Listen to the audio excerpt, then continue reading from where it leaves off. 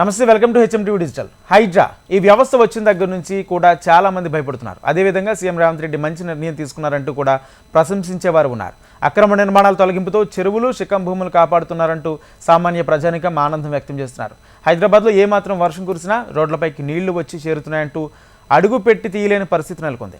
హైడ్రా వ్యవస్థ ద్వారా అక్రమ నిర్మాణాలను తొలగించి అక్రమార్కులకు భారీ హెచ్చరికలు పంపుతుంది తెలంగాణ ప్రభుత్వం.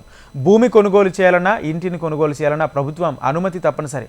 కానీ మనం తీసుకునే ప్రాపర్టీ ఎక్కడ ఉంది, నిషేధిత జాబితాలో ఆ స్థలం ఉందా లేదా అనేది ముందుగా తెలుసుకోవాలి. కానీ ప్రస్తుతం హైడ్రా వ్యవస్థ రాగానే ఎఫ్టీఎల్ లెవెల్, బఫర్ జోన్ లాంటివి బయటకు వస్తున్నాయి. దీంతో కొత్తగా ఇల్లు కొనేవారు 1కి 100 సార్లు ఆలోచిస్తున్నారు. చెరువులు, కుంటలు, వాగులను సంరక్షించడంలో భాగంగా ప్రభుత్వం ఈ నిర్మాణాలను కూల్చివేస్తుంది.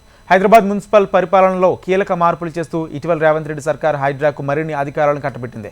ఔటర్ రింగ్ రోడ్ లోపల ఉన్న కోర్ ఏరియాను పూర్తిగా హైడ్రా పరిధిలోకి తెచ్చేందుకు ప్రభుత్వం నిర్ణయం తీసుకుంది. వీటితో పాటు ఓఆర్ఆర్ లోపల ఉన్న 27 మున్సిపాలిటీలు, గ్రేటర్ హైదరాబాద్లో విలీనమైన 51 పంచాయతీలను హైడ్రా పరిధిలోకి చేర్చారు.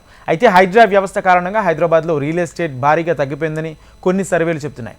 దీంతో ఇల్లు, స్థలం కొనేవారు ఆలోచనలో పడ్డారు. మరికొంతకాలం వేచి చూసిన తర్వాత అన్ని అనుమతులు ఉన్న ఇళ్లను కొనుగోలు చేయాలని ఆలోచన చేస్తున్నారు. హైడ్రా విస్తరణలో అక్రమ కట్టడాలు, చెరువులు, కబ్జా వంటి వాటిపై కఠిన చర్యలు తీసుకుంటుండగా హైదరాబాద్ సౌత్ ప్రాంతంలో ఇటీవల అక్రమ నిర్మాణాలు పెరిగిపోయాయి. ఇక సన్ సిటీ, కాళీమందిర్, హైదర్స్కోట్ ప్రాంతాల్లో పెద్ద ఎత్తున అపార్ట్మెంట్లు, భవనాలు నిర్మించారని, వీటి విలువ అక్షరాల 1500 కోట్ల ఉన్నట్లు సమాచారం. హైడ్రా వచ్చే వరకు ఉండడం కంటే ముందే వీటిని తక్కువ ధరలకి అమ్ముకోవాలని రియల్ ఎస్టేట్ మాఫియా విశ్వ ప్రయత్నాలు చేస్తుంది.